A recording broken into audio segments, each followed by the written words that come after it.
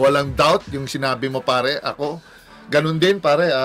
Ang sa akin, number one, true.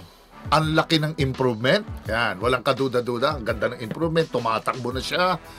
Yung katawan, oo, bumilog na, pare.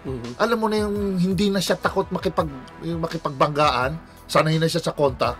Nakakatuwa kasi parang siguro nag-weights.